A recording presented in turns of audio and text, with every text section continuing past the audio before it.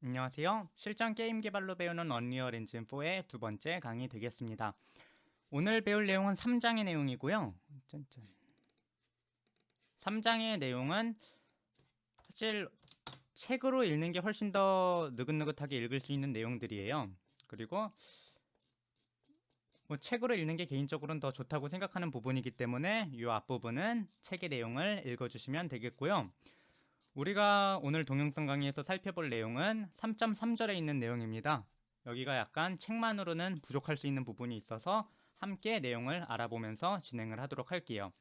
어쨌거나 일단 언리얼 프로젝트 생성 방법에 대해서 알아볼 텐데요. 여기에 이름을 입력을 합니다. 그래서 일단 샌드박스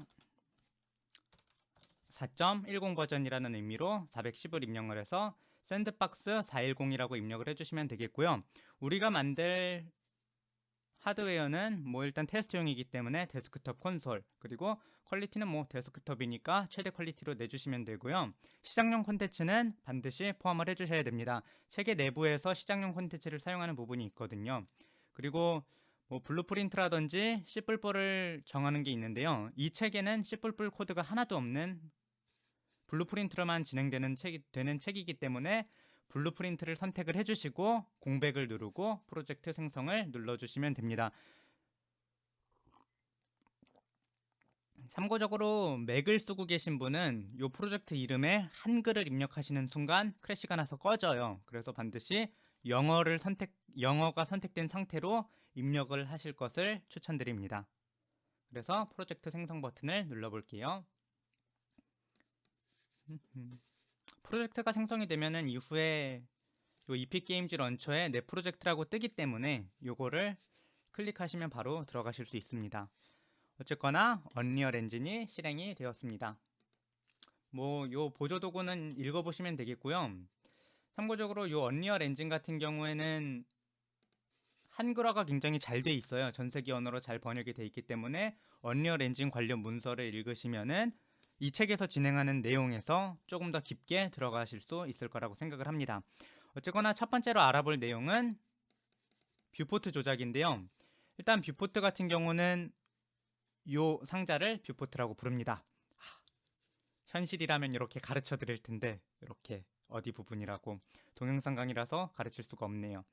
어쨌거나 요 뷰포트의 왼쪽 위에 있는 요 드롭다운 메뉴를 선택을 하시면은 다양한 설정을 하실 수 있어요. 그래서 일단 실시간 모드 같은 경우는 컴퓨터 성능이 딸리신다면 끄고 진행을 하시는 걸 추천을 드리고요. 요 아래쪽에 있는 레이아웃을 보시면은 현재는 단일 패널로 되어 있는데 단일 패널에서 다른 패널로 교체를 해주실 수 있습니다. 예를 들어 이 패널을 누르면은 이렇게 위에서 보는 면과 원근면이 나오는데요. 이 원근면이나 그 위에서 보는 거는 두 번째 있는 메뉴, 이 상단을 클릭을 하셔서 변경을 하실 수 있습니다. 왼쪽에서 본다든지 오른쪽에서 본다든지. 그래서 일단 요 두 화면, 그러니까 직교로 되어 있는 요 화면과 원근으로 되어 있는 요 화면의 조작 방법이 조금 다릅니다. 그래서 그 조작 방법에 대해서 알아보도록 할게요.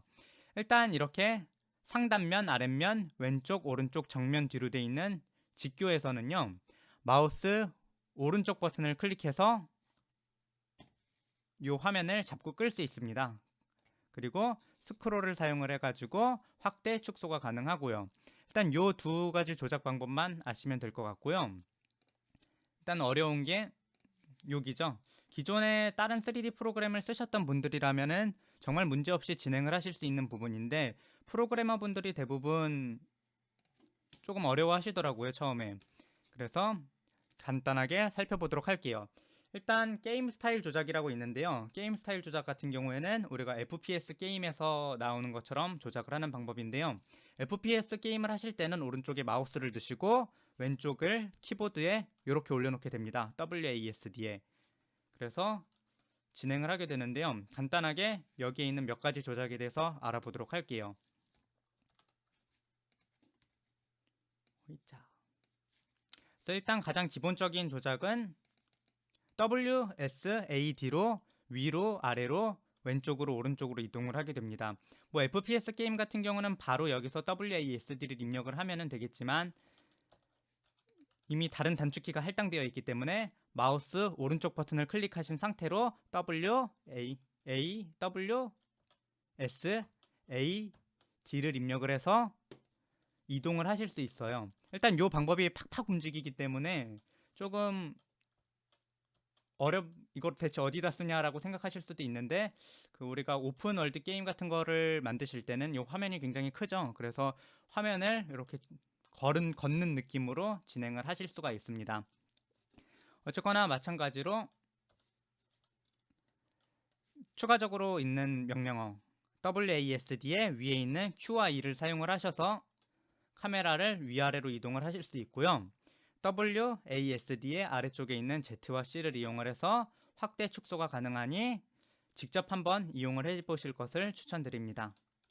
그러면 게임 스타일 조작에 대해서 간단하게 살펴봤고요. 두 번째로 알아볼 것은 마야 스타일의 조작이에요. 마야라는 오토데스크의 프로그램이 있죠. 그래서 이걸로 이 책의 내용은 대부분 마야 스타일 조작으로 하는 것이 편하다고 생각을 해요. 맵이 그렇게 크지 않기 때문에.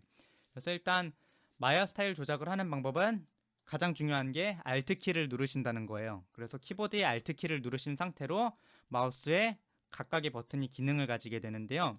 마우스 왼쪽 버튼을 누르고 드래그를 하시면은 중앙을 기준으로 회전을 하게 됩니다.